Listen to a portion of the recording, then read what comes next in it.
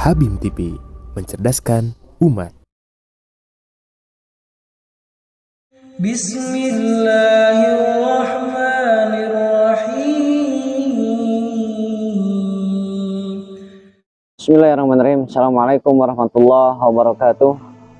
Alhamdulillah wa syukurillah wa ala alihi wa ashabihi wa mawalah. Asyhadu an la ilaha illallah wa asyhadu anna Muhammadar Rasulullah. Sahabat Habim TV rahimakumullah, menindaklanjut bahasan yang pertama yang berkaitan dengan generasi strawberry. Yang kemarin kita bahas bahwa generasi strawberry itu adalah satu kondisi di mana seseorang memiliki karakter yang lemah, memiliki jiwa ataupun akidah yang lemah, sehingga dalam kehidupannya kosong, mudah dipengaruhi, mudah dihasut, bahkan mudah ditipu, tiada lain oleh setan itu sendiri. Maka di sini sebagai solusi dari video yang pertama adalah bagaimana membangun generasi yang kuat. Sebagaimana dalam Al-Quran sebelumnya telah dibahas, wala yakhshal ladzina law taraku min khalfihim dzurriyyatan bi'afa. Kita harus khawatir, harus takut, harus lahir rasa tanggung jawab untuk membangun generasi yang kuat. Siapa generasi yang kuat? Generasi yang kuat adalah generasi yang berpijak kepada akidah tauhid. Generasi yang kuat adalah orang yang punya keyakinan totalitas kepada Allah Subhanahu wa taala. Karena salah satu kedudukan daripada akidah tak ubahnya seperti sebuah akar dalam sebuah pohon. Tentu sebuah pohon sebesar apapun kalau tanpa akar akan mudah runtuh. Sebagaimana hal ini dalam Al-Qur'an, khususnya dalam surat 14 ayat 24, Allah Subhanahu wa taala berfirman, A'udzubillahi minasyaitonirrajim. Bismillahirrahmanirrahim. Alam taro kaifa daraballahu masalan kalimatan thayyibatan kasajaratin thayyibatin asluha sabitu wa far'uha fis sama. Bahwa Allah mengilustrasikan satu kalimat thayyibah yang disebut dengan la ilaha illallah, yang menjadi sandaran akidah manusia, akidah umat Islam. Asluha sabitun, seperti hanya sebuah akar yang menancap ke bumi. Wa far'uha fis sama, yang pada akhirnya berbuah kepada pohon yang kokoh, tangguh, dan berbuah bermanfaat bagi umat manusia. Sehingga kedudukan akidah ini tidak bisa diabaikan. Penanaman akidah dari sejak dini kepada anak, kepada generasi adalah harga mati bagi umat Islam. Kita sering mencontohkan dalam berbagai ayat oleh Allah Subhanahu wa taala bagaimana Luqmanul Hakim menanamkan nilai akidah pertama kepada anak-anaknya.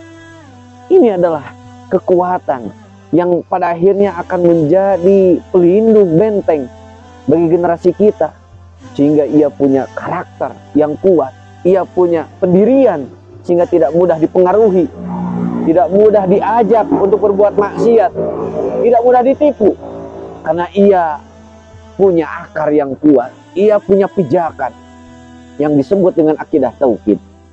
Maka tentu untuk menanamkan akidah tauhid, yang pertama kita pun harus memastikan anak kita terjauh dari nilai-nilai syirik. Karena tentu antara tauhid dan syirik ini ada sesuatu yang bertentangan, sesuatu yang berbeda. Tidak bisa dipadukan. Kalaupun dipadukan, hakikatnya itu adalah syirik. Talbis, mencampurkan hak dan batil. Hasilnya tentu akan syirik. Maka tentunya langkah awal menyelamatkan generasi muda adalah membatasi, menjauhi mereka dari nilai-nilai kesyirikan, menghilangkan mereka dari sandaran-sandaran daripada selain Allah Subhanahu wa taala. Karena syirik hakikatnya adalah bersandar kepada selain Allah. Di sisi lain ia bersandar kepada Allah, namun di sisi lain ia bersandar kepada selain Allah. Di sisi lain ia terikat oleh Allah, namun di sisi lain ia terikat oleh selain Allah. Maka akidah tauhid ini menjadi fondasi bagi manusia. Tentu faktor keluarga dalam menanamkan nilai tauhid adalah utama. Karena pada akhirnya yang menjadi figur pertama bagi seorang generasi adalah orang tuanya. Maka orang tuanya yang harus menanamkan qaulan sadida, perkataan yang benar, perkataan yang membekas kepada anak-anaknya dari mulai sejak dini. Sahabat Habim TV rahimakumullah, maka berikutnya solusi yang kedua adalah bagaimana kita menanamkan nilai-nilai kebersyukuran kepada generasi kita. Karena hari ini tak banyak zaman yang sedang mempertontonkan bagaimana kemewahan dunia. Kita banyak menemukan figur-figur yang hari ini menampilkan kehidupan yang mewah, hingar-bingar dunia. Seolah ketika menjadi seorang mukmin dan muslim tidak akan bahagia. Lebih bahagia orang yang bebas, lebih bahagia orang yang kaya dan tidak terikat oleh aturan Islam. Sehingga dengan figur tontonan-tontonan seperti itu melahirkan satu bekas kepada generasi kita, kepada umat Islam, bahwa kebahagiaan ternyata bukan milik Islam. Sehingga dengan hingar-bingar yang dipertontonkan oleh zaman hari ini, banyak umat Islam yang lengser, yang mundur dari tugasnya, yang mundur dari tanggung jawabnya, karena ia terjebak dan tergoda oleh kehidupan yang ditampilkan seolah-olah bahagia, padahal hakikatnya hasilnya bisa kita lihat sendiri. Bagaimana ternyata orang yang mengusung nilai-nilai kebebasan, nilai-nilai dunia berakhir dengan sia-sia. Sama hasilnya adalah kematian. Tidak ada yang berbeda dengan manusia pada umumnya. Sama-sama sakit, sama-sama akan mendapati kematian. Yang berbeda adalah hasil setelah ia mati. Ia akan mendapatkan hasilnya. Sahabat Habib TV rahimakumullah, menanamkan nilai bersyukur di tengah-tengah hingar-bingar dunia yang begitu menggoda. La yaghurannaka taqallubul ladzina kafaru fil bilad. Janganlah kita tergiur dengan kehidupan dunia yang seolah-olah bahagia.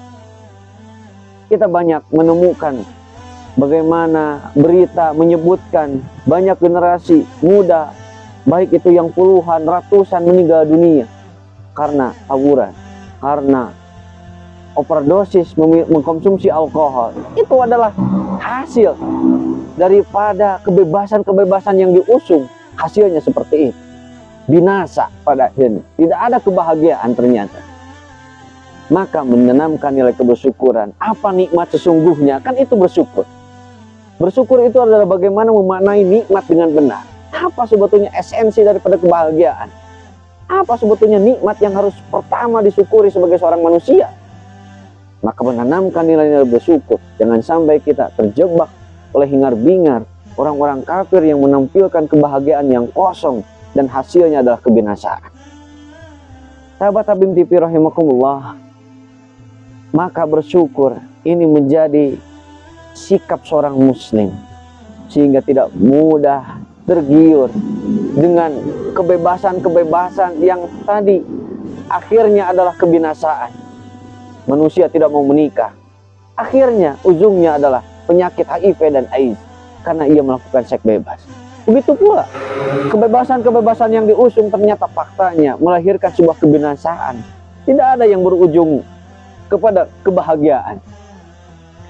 Sedangkan seorang muslim yang dibuktikan oleh zaman Rasulullah SAW ini ternyata mendapati kebahagiaan sejati, di mana ia mampu mensyukuri nikmat dari Allah Subhanahu wa Ta'ala.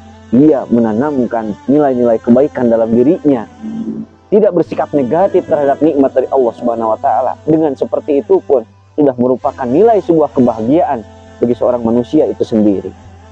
Sahabat Habib TV rahimakumullah, selain daripada menanamkan nilai-nilai tauhid dan juga menanamkan nilai-nilai syukur kepada generasi kita, maka tentunya kita pun tidak boleh lupa menghadirkan tokoh-tokoh di zaman Rasulullah SAW itu sendiri, yang dalam arti menanamkan, mengenalkan figur-figur sejarah Islam yang telah terbukti mendapatkan kemenangan dalam hidupnya, yang telah terbukti mendapatkan kebahagiaan dalam hidupnya, yang telah terbukti Allah sendiri menjanjikan surga bagi mereka.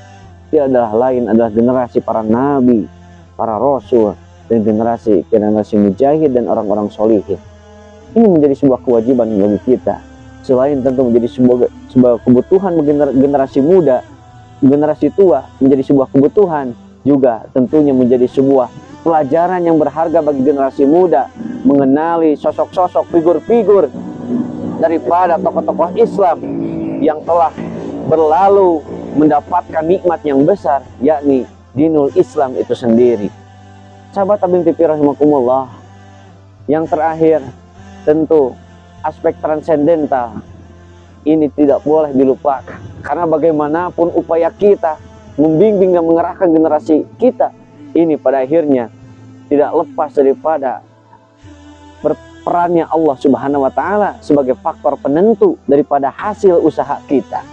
Maka berdoa, senantiasa mendoakan generasi kita dengan doa terbaik, mendoakan mereka supaya bisa menjadi generasi yang soleh, ini tidak bisa dilepaskan. Bahkan tentunya berdoa bersama, beribadah bersama, melakukan transendental kepada Allah secara bersama, baik itu tadarus bersama, tahajud bersama, dan lain sebagainya, ini pun tidak boleh dilupakan. Selain kita tadi menanamkan nilai-nilai tauhid, menanamkan nilai-nilai kebersyukuran kepada Allah, menghindarkan mereka dari kesyirikan, dari fahisah, dari maksiat. Yang terakhir tentunya adalah menanamkan, memperagakan keseriusan kita dengan berdoa kepada Allah, diiringi dengan mereka, berbarengan, bersama-sama, berharap kepada Allah Subhanahu wa Ta'ala sebagai akhir daripada ikhtiar kita dalam menyelamatkan generasi muda. Maka mudah-mudahan dengan video yang sekilas ini kita bisa termotivasi untuk lebih peduli, lebih bertanggung jawab, bukan hanya dalam aspek material belaka, tapi kita peduli kepada jiwa mereka, kita peduli kepada karakter mereka, kita peka ketika melihat karakter anak-anak kita, generasi muda yang lemah. Kita takut, kita khawatir, yang akhirnya bertanggung jawab, merasa terpanggil melihat fenomena di mana generasi-generasi kita begitu dikacaukan oleh setan. Maka sebagai bukti bahwa kita iman, meyakini akan eksistensi setan sebagai musuh Allah, musuh Rasulullah, dan musuh kita bersama, maka lahirlah sebuah rasa tanggung jawab diantaranya kepada generasi muda. Demikian yang saya sampaikan, mudah-mudahan bermanfaat. Nastagfirullahi walakum. Assalamualaikum warahmatullahi wabarakatuh.